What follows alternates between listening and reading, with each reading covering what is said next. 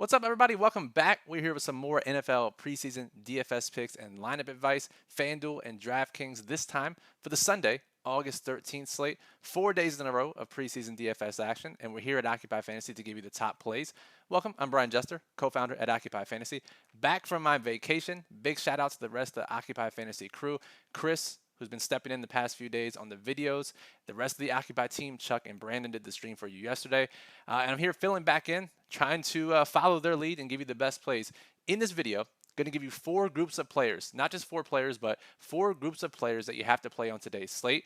As we've said in many preseason DFS videos, if you've read our content at occupyfantasy.com, big key in preseason DFS is not taking zeros and just finding that 1 or 2, maybe 1 to 2 plays who score 10 plus points. That's really how you win a lot of these preseason DFS contests. So 4 plays that you have to play today if you don't want to be drawing dead, and I'll give you a low-owned, high-risk wide receiver at the end of the video.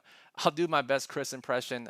Chris in the Hall of Fame game, give you Austin Watkins at 2% who scored a touchdown and helped one of our members win $20K. And then Jake Bobo helped a lot of our members on the Thursday slate that Chris called out. So I'm trying to fill Chris's shoes here with a low-owned wide receiver call, so stick around to the end of the video for that. So let's start with the quarterback position. This is group number 1 that you have to play. There are 4 quarterbacks on this slate that we know are going to play a half or more. And if we start with San Francisco, Trey Lance and Sam Darnold are going to split a half each. Let's go back to quarterbacks here. Brock Purdy is going to sit this game. They had joint practices. Typically, when teams have joint practices with other teams, they rest their starters. That will be the case in this game. Brock Purdy is going to rest. Brandon Allen didn't receive any 11-on-11 reps this past week. Truly indicates that he probably will not get into this game. Kyle Shanahan is talking about the battle for the number 2, number 3 spot, even potentially the number 1 quarterback spot, despite Purdy likely having that locked up. Lance is going to start this game. I don't know why Jordan Mason is in this. Let's get because we can't play 2 quarterbacks. It's been a week off. What am I doing here? But Trey Lance, Sam Darnold. Lance is going to start the first half. Darnold is going to start the second half. And at the quarterback position in preseason DFS, you're trying to play guys who get a half or more. Sometimes we'll get that ceiling performance, score 15 plus points. Most of the time, we're just looking for 5 to 10 points from our quarterback. And honestly, if our quarterback scores 4 or if they score 11, usually it's not going to make that big of a deal because we're going to find the difference makers at the other positions. So Darnold or Lance are going to play a half today. Then we have 2 guys who have upside for more than a half. First one is for New Orleans, Jake Haener. So Derek Carr is going to start this game. They actually are going to play their starters. Beat reporters expect 1 to 2 series for Carr. 1 to 2 series for Jameis Winston, the backup. And this kind of follows what they did in preseason week 3 last year, where the starter played 15% of the snaps. The second string played, 20, 25% of the snaps. And the third string, which would be Haener in this game, played 60% of the snaps. Now, the coaches said that Haener is going to get the second half.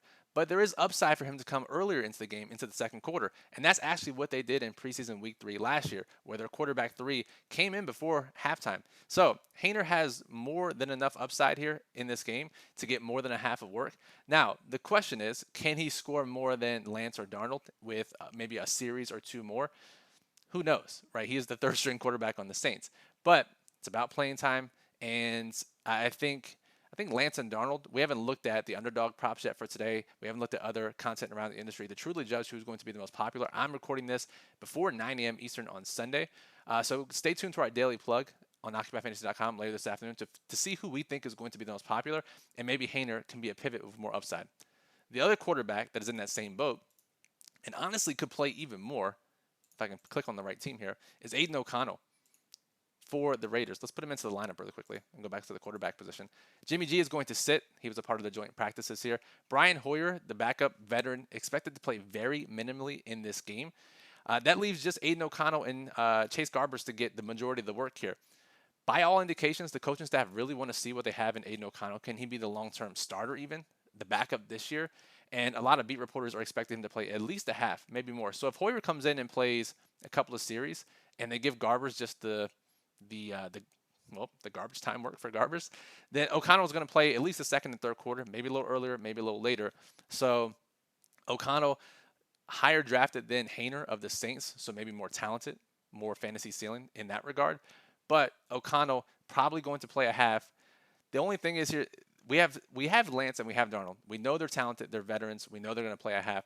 We're unsure about O'Connell's playing time. We are sure about Hayner's playing time, just unsure about his talent. So those 4 guys, as long as you play one of those 4, you're gonna notch 3 to 9 points at least, probably. It's not gonna make or break your team. Play one of those guys in your low risk, smaller field, even larger GPPs, and you'll be fine at the quarterback position today. And again, it is not the spot to really truly get different unless you're playing 150 lineups, 100 lineups or more. Then there's a couple other guys on the slate that we'll mention in our daily plug. All right, on to the running back position. And the Saints are a little thin today. Let's just look at the Saints here. So we have these last 2 guys are fullbacks on the roster, so we don't have to worry about them. Alvin Kamara has the out tag on DraftKings. That is just because of his suspension for week 1 of the regular season. Eno Benjamin tore his Achilles. He's on injured reserve. He's out for the year. So that leaves Kamara, Jamal Williams, rookie Kendre Miller, and rookie Ellis Merriweather as just 4 backs on New Orleans today.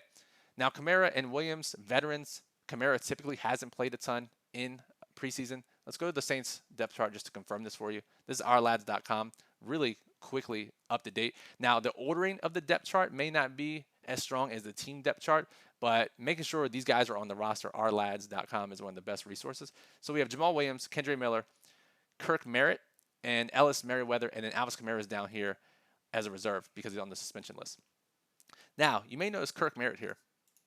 Number 33, that is a running back number. Former wide receiver, converted wide receiver. Let's go back to DraftKings because Kirk Merritt is actually listed as a wide receiver on DraftKings, but he's been playing running back in camp pretty much exclusively. However, he's missed a lot of practice this week. Didn't practice Thursday or Friday. He's not expected to play. So that leaves 4 true running backs on the field today. If we expect Kamara to get his cameo appearance, Jamal Williams maybe get his feet wet in the New Orleans offense, that really truly just leaves Kendre Miller and Ellis Merriweather to get the bulk of the snaps today. As we say, every video, preseason playing time is the most important aspect here. Then we look at other factors. But Miller and Merriweather are going to play. If you look at worst case scenario here, you look at the floor outcome, they play a quarter each. Kamara gets a quarter, Jamal Williams gets a quarter, Miller gets a quarter, Merriweather gets a quarter. That's not going to happen. But if something does happen, and that is how it turns out, these guys still have playing time floors with playing time ceilings for a half each. So really important. They'll probably be popular, but Miller and Merriweather probably project for 2 of the highest workloads on the slate today. So get those guys into your lineup. Next, at receiver, we've seen the hype all camp. We've seen their ADPs rise if you've been watching our underdog best ball videos. But it's the Chiefs receivers, Rashee Rice, Justin Ross. KC's going to play a lot of guys today. They're going to play their starters for at least a series, maybe 2.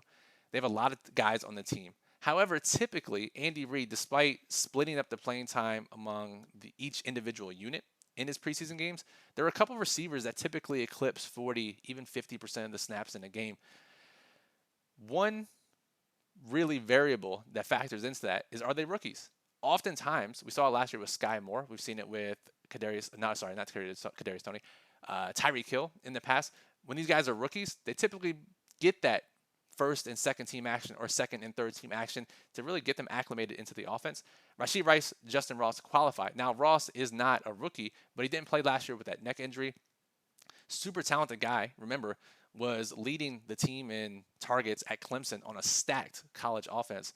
And then Rashee Rice, both these guys, just lots of camp hype around them. We've seen their ADPs rise, as I've said. So both these guys are candidates to play 40% of the snaps against backups in this game. And we expect that they'll be very popular. So get one or both of these guys into your low risk or smaller lineups today. And hell, even into your larger lineups, you can still differentiate in your other wide receiver spots. Finally, at tight end, let's go back to the Saints, who are, again, very thin today. And now, at first look, this may look like, they have a lot of tight ends. However, J.P. Holtz is the guy that you want today. Juwan Johnson, the starter. Taysom Hill, we know what Taysom Hill does on the football field. Jimmy Graham, Foster Moreau, all these guys are veterans. Typically, the Saints under Dennis Allen, if we look at their 3 preseason weeks last year, they don't really play a tight end that's going to be on the field during the regular season more than 20% of snaps in a game. It's typically those back half of the roster tight ends that get a ton of work. And fortunately for us, not fortunately for them, but Jesse James and Lucas Kroll, these 2 tight ends at the bottom of the roster, haven't been practicing. They're going to be out today. They're not going to play. That leaves just J.P. Holtz for basically the entire second half of work. Again, tight end, if you get a catch at tight end in preseason DFS, you're thrilled. But Holtz is a guy who's been a veteran, has caught real regular season touchdowns, and could play a half against fourth stringers. So availability is the key. Holtz could play up to a half, probably could lead the slate in snaps at the tight end position, and a nice little stacking partner if you go with his quarterback, Hayner, in high-risk contests. But Holtz should play up to a half. There are a couple other guys on the slate that could play 30, 40, 50% of the snaps, but we feel the most comfortable about JP Holtz playing the most on this slate. All right, finally, let's jump to our high-risk, low-owned, large field GPP option. Going to try to follow in Chris's footsteps. There is one more guy, actually one more position that we're looking at very closely. It is the Las Vegas running back position. We could have the best play on the entire slate of these running backs. Lots of guys to pick from, but we could have one guy in particular who's a very strong option. We're going to need to monitor pregame warmups, get a couple more confirmations. So make sure you have to read our daily plug after you watch this video. It'll be posted probably 11 a.m. Eastern. All the team-by-team notes, literally notes for every single player on the roster, historical playing time trends for each coach, as well as injury reports, and then our top plays, all the picks you want, and lineup construction tips all in our daily plug. The link is in the description below. Go read that today. Once we get confirmation, there's a very real chance that one of these guys here are the top plays on the slate. So again, make sure you read the daily plug. All right, we're going back to the Kansas City wide receiver room for a high-risk play. While everyone plays Justin Ross and Rashee Rice, justifiably so, we have a guy who's going to be lower owned than them, might play a little less, but has the juice, has been getting tons of camp hype, and that is, yep, we're digging deep in our back here, Nico Remigio. That's right, we watched the highlights. We know how to say his name. Nico Remigio, who's also returning punt. So we do get that little bit of upside. We saw Davis last night for the Chargers return a punt. Anytime you're on the field in preseason DFS, even if it's as a special teamer, a returner, just adds to the floor and ceiling, right? So Remigio going to return some punts. Lots of explosive plays. Has been playing with their third-string quarterback, Shane Buechele, who is one of those high-risk guys that I alluded to earlier but didn't mention, could play more than a quarter of work. He's been catching a lot of passes from him. But Remigio is a guy that a lot of beat reporters are pushing to be on the final 53-man roster. A lot due to his special team ability, but because he's been making plays on offense too. So preseason DFS, we can get guys at the same position who are much lower owned than their counterparts on the same team, on the same roster. Those are the guys that truly win GPP. So if you're looking for a differentiator, a pivot away from Rashee Rice or Justin Ross, Nico Remigio is your guy today. And again, fingers crossed. Let's see if I can pull out a Chris and get a sub. He's probably sub 20% today on a 2-game slate, a sub 20% touchdown. So that'll do it for this video. If you like what you saw, make sure you are subscribed here on YouTube. It is free to do, and you'll be notified whenever we go live or upload any videos. We're doing a preseason DFS video every day that there are games. So subscribing is the best way not to miss that. And again, it's free to do. We know a lot of you watch these videos for free. We have no problem with that. We understand you don't want to pay for content. These videos are what we try to do for you, and subscribing is the best way not to miss those. Give us a thumbs up if you like the video. That helps us out, lets us know to keep making these videos every single preseason day. And if you have any questions, Discord is the best way to reach us. You can always comment on this video below, and we'll get back to you before the slate starts.